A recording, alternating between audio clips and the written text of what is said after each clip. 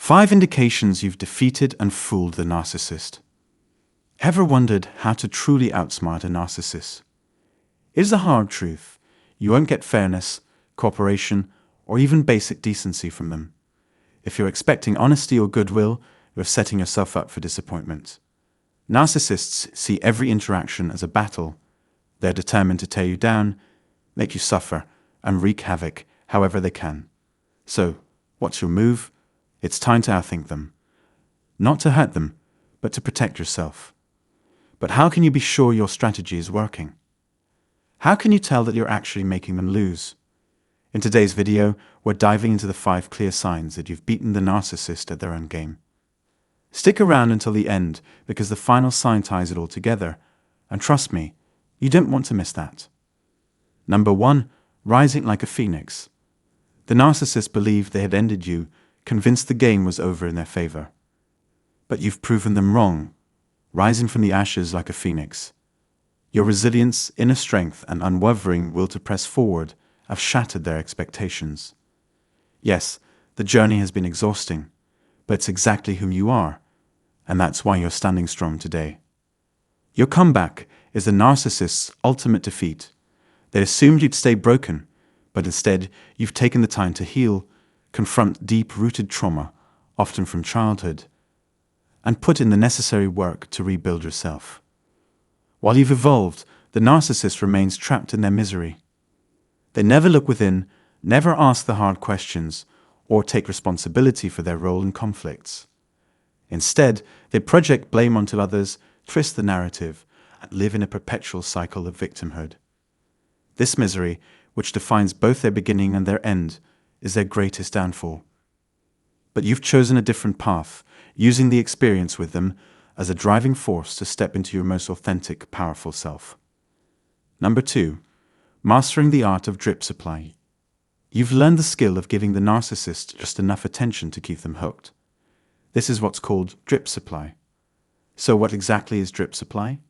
It's the tactic of offering them small, calculated doses of your attention, validation, or emotions, just enough to make them believe they're in control.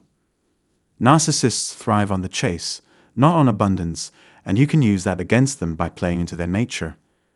You dole out minimal attention, stringing them along to keep them engaged. Now, you might wonder why you'd want them to stick around. It's not that you want them close, but keeping them somewhat satisfied helps prevent them from completely unleashing their destruction on you, if they hold that kind of influence in your life. Sometimes you have to play the role of someone struggling, drained of energy, because that's exactly what they want, to relish in your suffering. But behind the scenes, you're preparing for your escape.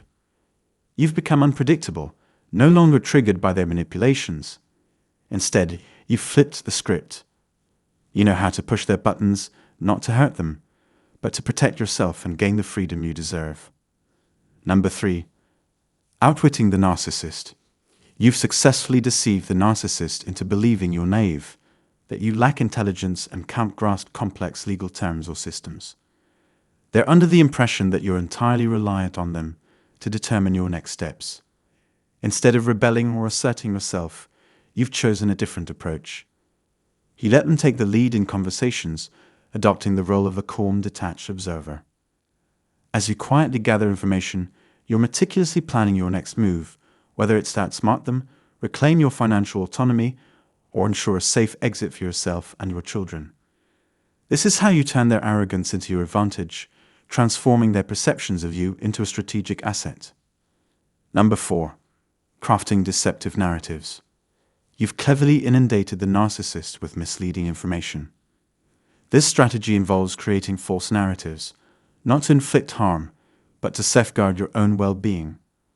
Being open with someone who shrouds themselves in secrecy throughout the relationship is simply not an option.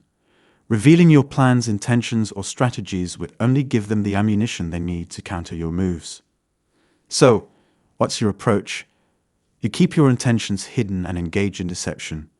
You might wonder, doesn't this make me manipulative too? Why resort to lying? Consider this. What alternatives do you have? You're facing an exceptionally manipulative individual, a dangerous person devoid of conscience or a moral compass, capable of causing significant harm. What other coping mechanisms exist? These fibs serve to shield you rather than to injure them. By feeding them ideas that boost their self-esteem, making them believe they are incredible, or that you are utterly clueless, you create a scenario where they perceive you as powerless.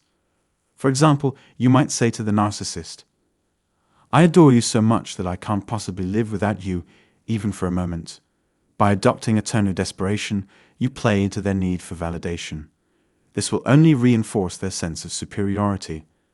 Look at them, they need me. I must be truly special. And what's their typical reaction? They might abandon you, seek to punish you, or provoke you into chasing after them. Isn't this exactly what you want? Your ultimate goal is freedom. So let them walk away. It's what you desire. Yes, please leave me be. Yes, ignore me. Yes, don't engage with me. However, don't reveal that you relish this newfound space. Portray yourself as struggling and suffering. All the while, you understand that you've kept them ensnared in their own delusional world. This is how you ethically outsmart a narcissist. Number 5. Mastering the power of silence. You've skillfully led them to believe that your silence is a flaw, when in reality it's your greatest strength. Silence is a powerful tool, and you've learned to wield it expertly. You often engage in a technique known as grey rocking, where you remain unresponsive in most situations, but you add an element of confusion and disorientation to the mix. As mentioned earlier, your silence is a gift you give to them. In these moments, your silence serves as your superpower, compelling them to do all the talking. You want them to reveal their intentions, disclose who they plan to recruit against you, and share their strategies for attack. By keeping your mouth shut, you keep yourself 2 steps ahead of them. When you speak, you risk leaking vital information.